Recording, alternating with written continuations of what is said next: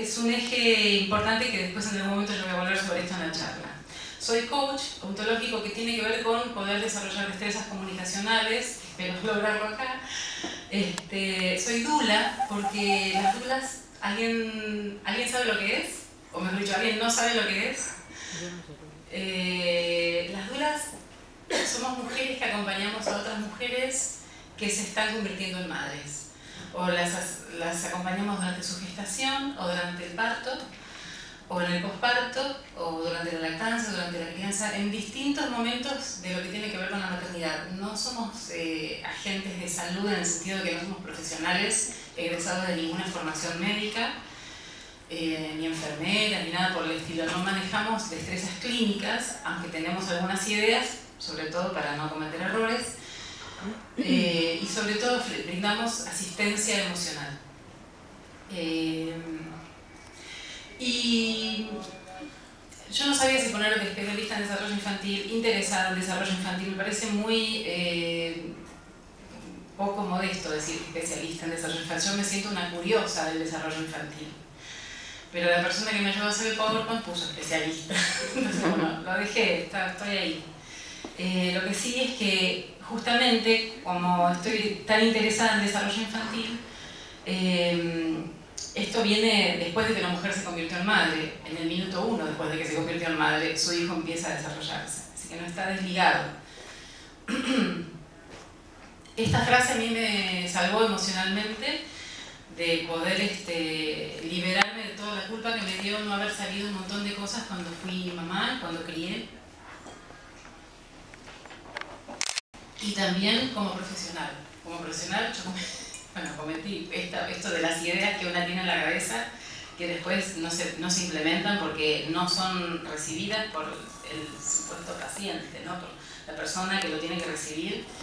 Y quedan dos preguntas para hacerse: o esa persona está fallada y no recibe lo que yo le quiero dar, o yo estoy fallada y estoy implementando algo que está mal, estoy haciendo algo que no está funcionando.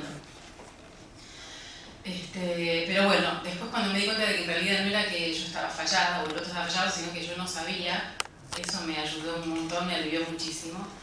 Y yo creo que es el eje de nuestra charla. O sea, lamento si las cosas que voy a decir les resulten chocantes. Cuando yo me empecé a dar cuenta de algunas cosas que hacía mal, también me chocó de mí misma, me afectó mi ego. Pero la idea es sacar algo bueno de todo esto. Entonces, yo creo que para hablar de salud tenemos que hablar de fisiología y tenemos que definir, aunque sean poquitas palabras, qué es salud. Y la salud, según distintos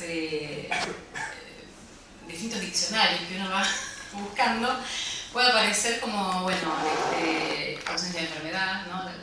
La definición más breve es ausencia de enfermedad.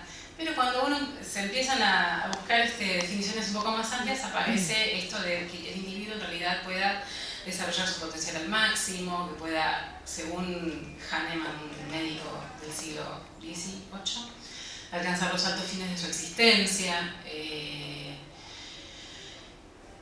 más allá de la enfermedad física, ¿verdad? Como que hay un ámbito que tiene que ver con lo emocional y hasta con lo espiritual, que habla del máximo estado de salud que una persona puede desarrollar. Y cuando hablamos de fisiología, la fisiología es una palabra, no sé si muy escuchada, pero poco atendida. Es la manera en la cual todos los organismos, plantas, animales, seres humanos, todos los organismos se conciben, se desarrollan, nacen, crecen, y se reproducen y mueren de la manera más económica, eficaz, placentera. Es la manera espontánea en la que ocurren las cosas, ¿sí? La fisiología es como el eje de la salud. Entonces, cuanto más nos acercamos a la fisiología, más cerca estamos de la salud. Cuanto más nos alejamos de la fisiología, nos metemos en el territorio de la patología. Estos son como los dos caminitos, ¿sí? Y entonces yo después tengo que hablar de otro concepto ya mismo, pero me gustaría que se tatúen en la cabeza esto. Si de algo va a servir esta charla, va a ser para que se acuerden de esto. Y también quiero hablar de la regulación, porque la regulación también fue como una iluminación para mí. Yo hace bastantes años, no lo dije, pero me gradué en el 90. 2015, ¿no? Era joven en ese momento, todavía lo soy. Pero hace pocos años, hace mucho que me dedico a la salud y hace relativamente pocos años que entendí qué quiere decir regulación. ¿A ustedes les pasa que estudiando leen la palabra homeostasis? Todo el tiempo, ¿no? Todo el tiempo, homeostasis. Y yo daba la materia, homeostasis, la metía, una menos. Y hace pocos años que entendí qué quiere decir eso, ¿no? El estado de regulación es un estado de equilibrio, pero de equilibrio, poco académicamente hablando, posta. Esto de no sentir ninguna tensión interna, de no sentir que no tenés una interrupción ni interna ni externa que te permite hacer lo que quieras hacer. Te voy a dar el ejemplo que doy siempre. Imagínense que yo estoy bastante regulada. Tengo mi agüita y fui al baño. Bueno, dentro de lo que puedo, porque estoy acá y estoy así. A veces me pregunto por qué no me quedé en mi casa viendo el Chavo, ¿no? Pero siento una enorme responsabilidad. Pero imagínense que en realidad yo tengo muchas ganas de hacer pis, ¿sí? Muchas, cada vez más. Y yo intento darles la charla, pero en realidad yo estoy con una desregulación fisiológica, porque es solamente hacer pis, no es que necesito que me pongan un marcapasos, tengo una desregulación tremenda, ¿sí? Solamente necesito ir a hacer pis y volver. Sin embargo, eso no me permite seguir adelante con lo que yo les quiero decir.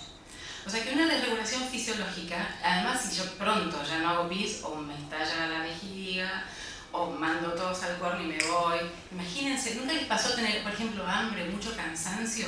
Y viene alguien así, no, pero espera, me tenés que... No, déjame de hinchar, no quiero saber nada. Como que la desregulación fisiológica, que es solo hacer pis, si no se regula, si no se satisface, deriva en una desregulación emocional. Ahí tenés dos desregulaciones, ¿sí? Que normalmente terminan en un estallido de ira. No aguanto más, no de más, basta, ¿sí? Y para mí, la regulación, el concepto de regulación es crítico también, porque muchas veces me pasaba que cuando yo estaba atendiendo a mis pacientitos como musicoterapeuta, se desregulaban más, haciendo lo que yo suponía que tenía que hacer para que estén mejor, terminaban peor, ¿sí? O enojados o llorando, muchos bebés llorando en estimulación temprana, todo el tiempo. Y yo decía, pero este bebé no hace lo que tiene que hacer, no reacciona como se supone que tendría que, ¿sí? Ahí viene la pregunta, ¿qué pasa acá, no? Bueno, después de esa pregunta la vamos a responder también. Y me gustaría hablar de lo que es la regulación de un adulto, es que comer, dormir, tomar agua, ir al baño, ¿sí? Es la regulación fisiológica, ¿verdad? Pero la regulación en el desarrollo implica ir ganando territorio, atravesando etapas, dejando atrás etapas que te permiten avanzar. Entonces ¿conocen este esquema? El esquema de Fibonacci, el número de oro, la proporción áurica, porque además de ser bello y de ser como visualmente agradable y además de responder esto de que también la belleza es fisiológica, podríamos pensar que esto corresponde al primer día de vida, ¿no? Un bebé en su primer día de vida, y si ese bebé está regulado, entonces va a poder superar todas las instancias de supervivencia de su primer día de vida y va a estar mejor preparado para su primer semana de vida, ¿sí? Y si su primer semana de vida también transcurre en un estado de regulación, esto le va a dar una plataforma hacia la cual él va a poder transcurrir su primer mes y su primer año. sus primeros 10 y así, ¿sí? Porque esto, justamente el esquema habla de que de chiquitito se copia a lo grande casi como de manera holográfica y genera un patrón, y este patrón es el que, ahí es cuando empezamos a preguntarnos, este niño o esta persona que está desregulada, ¿desde cuándo se desreguló? ¿Desde cuándo viene así? ¿Sí? ¿Y qué estoy haciendo para que siga o no desregulada? Que ese es el tema. Entonces les voy a mostrar un esquema que a mí me parece muy bello. Es un mandala que una vez encontré, que habla que cuenta como simbólicamente lo que serían los estadios de desarrollo hasta que un bebé ya está listo para nacer. Pero en realidad este caracol sigue, ¿no? O sea, la siguiente imagen sería un niño que acaba de nacer, un niño de una semana, etcétera, de un mes. Haríamos una pantalla enorme y alguien que se atreva a dibujarlo. La fisiología tiene una expectativa que debe ser cumplida, ¿sí? Para que se regule. Un niño cuando nace tiene ciertas expectativas que necesitan ser cumplidas para que pueda regularse. Así como yo, si tengo ganas de hacer pis, mi expectativa es hacer pis. Y si no lo hago, no es que se me van a ir. Yo siempre digo que todo se regula. Lo importante es cuándo y a qué costo. Como dije antes, si no hago pis, me estalla la vejiga. Es una manera de regularse. No es la mejor, con un costo muy alto. Cuando los niños nacen, tienen una expectativa también que debe ser cumplida para poder lograr esa regulación que le permita saltar a la etapa siguiente, que le permita saltar a la etapa siguiente. Entonces, yo hice una especie de cuadro de paradigmas bastante opuesto, como si fuese un Boca River. No lo es tanto, pero aparentemente un poco bastante sí. Y entonces, porque me refiero que el paradigma es la manera en la que algo es interpretado e implementado, ¿sí? Entonces son los usos y costumbres de la manera de vivir, de cocinar, de criar, de atender, de curar. Por eso existe la cultura, ¿sí? Las culturas se manejan de acuerdo a los paradigmas de esas culturas. Sin embargo, la fisiología, las modas también son paradigmas, ¿sí? Si supiéramos que los tacos, por ejemplo, rompen los pies, ya lo sabemos, lo dudaríamos un poco antes de ponernos un taco aguja que nos levante 15 centímetros el talón respecto del metatarso. Pero hay muchas mujeres o muchas personas que creen que si no hacen eso no van a ser aceptadas por el entorno en el que están, entonces se someten a ese paradigma para poder sentirse que pertenecen a un entorno y que no están siendo expulsados de ese lugar, de esa cultura a la que pertenecen. La fisiología, una vez escuché hace poco en una conferencia compartida con otros profesionales, un pediatra que dijo una frase que me encantó, me vino genial, y dijo: en la medicina siempre hubo modas, ¿sí? Antes había que dejar el bebé durmiendo boca abajo, después había que dejarlo durmiendo boca arriba, después no había que atenderlo, después había que atenderlo. O sea, como que según la idea que se le ocurría al pediatra de entonces y cómo prendía esto en la gente, se instalaban ciertos paradigmas, ciertos usos de costumbres. Y yo después dije, es verdad, en la medicina siempre hubo modas, en la fisiología no. O sea, la fisiología siempre tiene la misma expectativa. Cuando tenemos hambre necesitamos comer, cuando tenemos sueño necesitamos dormir. Y eso ocurrió siempre, desde que somos seres de las cavernas. Entonces, según el paradigma fisiologista, la fisiología o lo que ocurre, la regulación es espontánea, ocurre sola. No necesitamos hacer nada explícito para que ocurra, salvo generar un entorno que lo permita. Porque normalmente la regulación, por ejemplo, casi todo tipo de regulación se produce en intimidad. Porque cada vez que tenemos que regularnos, necesitamos asegurarnos de que nadie nos va a venir a atacar a comernos. Entonces necesitamos dormir en intimidad, en un lugar seguro, comer, reproducirnos, parir.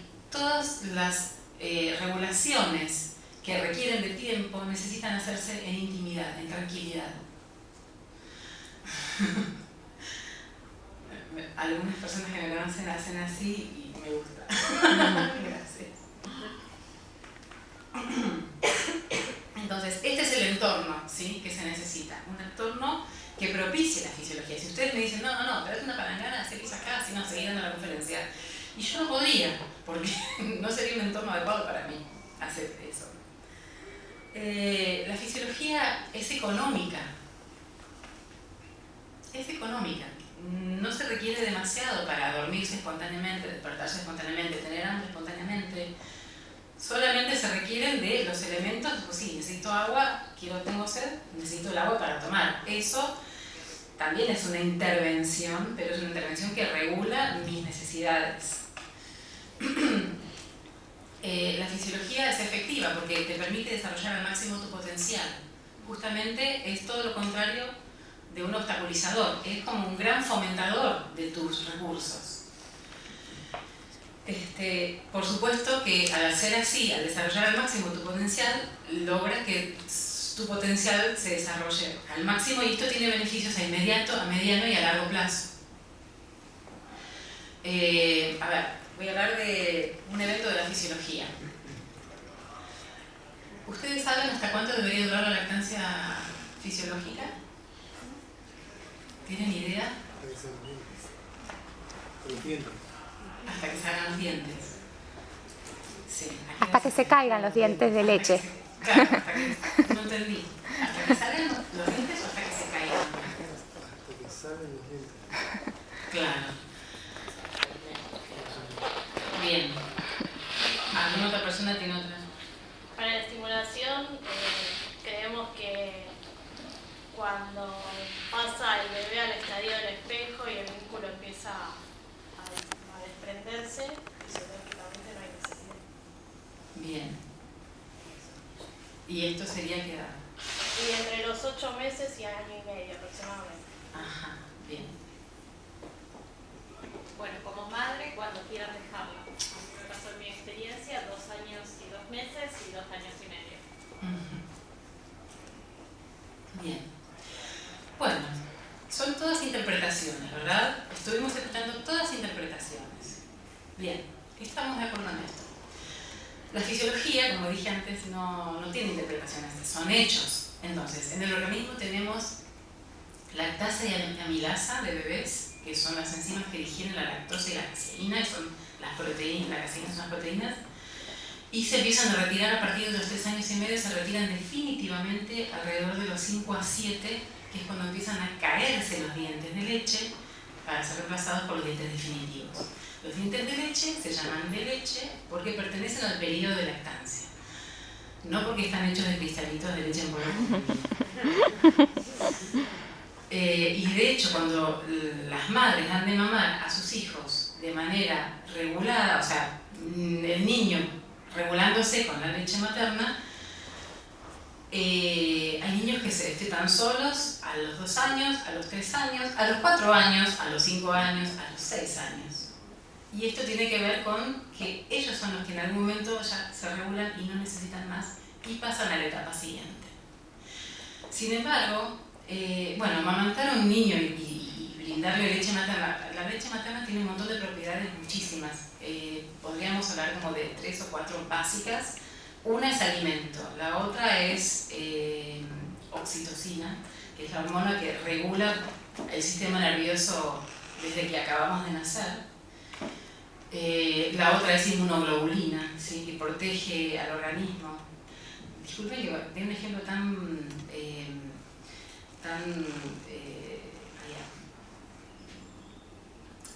superficial, pero cuando ¿alguno de ustedes logró comprarse un auto en su vida? ¿Tener auto, comprarlo, ahorrar, comprarlo? Una vez que tenés el auto, ¿qué es lo más importante? Mantenerlo. Porque si no, dura poco, ¿sí? Si es gasoil no le vas a poner nafta, si es nafta no le vas a poner gasoil. Si necesita el aceite tal, no le vas a poner cualquier cosa. Bien, esto es lo que hacemos con un auto. Pero con un bebé, con nuestro hijo, no siempre tenemos la conciencia de qué es lo que necesita recibir para mantenerlo en óptimas condiciones. Y hacer esto, amamantarlo a lo largo de 5 años, ¿cuánto nos sale? 0. Es económico. comprar la leche en lata, ¿cuánto sale?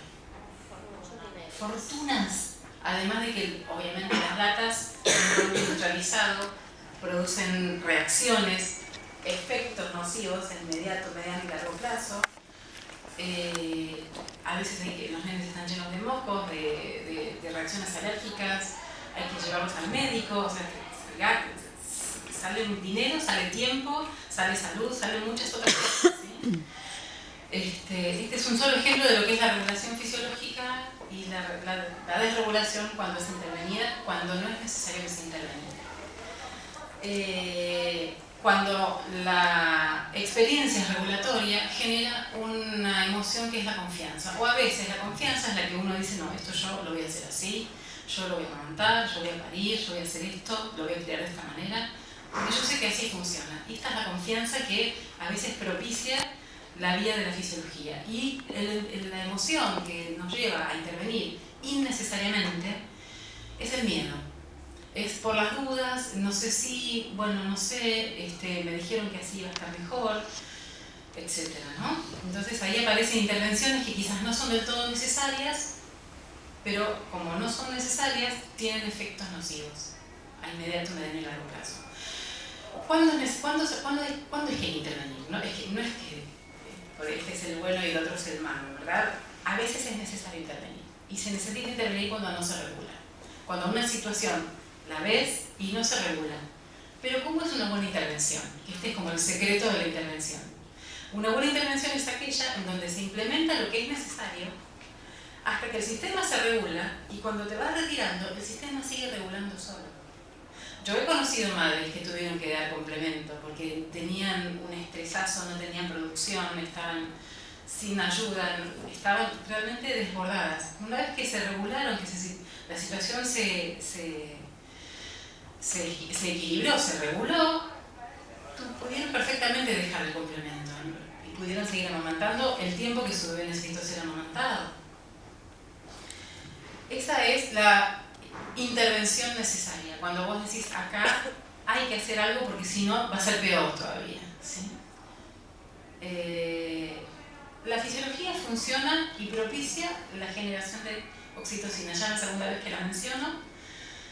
Y la intervención innecesaria, porque ahora tenemos que manejarnos en estos términos, no es que la intervención, porque si la intervención innecesaria desregula, produce una actitud defensiva, que es lo que me pasaba a mí con los bebés, ¿no? Cuando lloraban y no me querían mirar, y yo decía, ay, pero si yo estoy haciendo todo bien, supuestamente.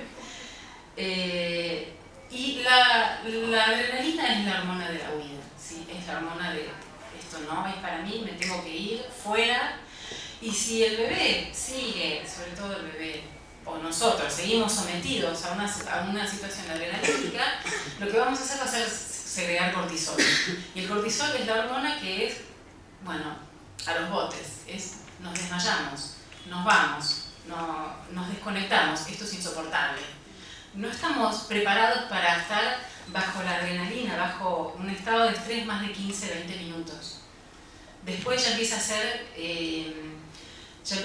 un estrés patológico, ¿sí? El estrés fisiológico es como un desafío, una situación en donde vos la podés superar, pero si no la podés superar, llega el momento en que el cerebro colapsa y ahí desencadena el cortisol y ahí los bebés normalmente se duermen o se desconectan, no es que concilien el sueño.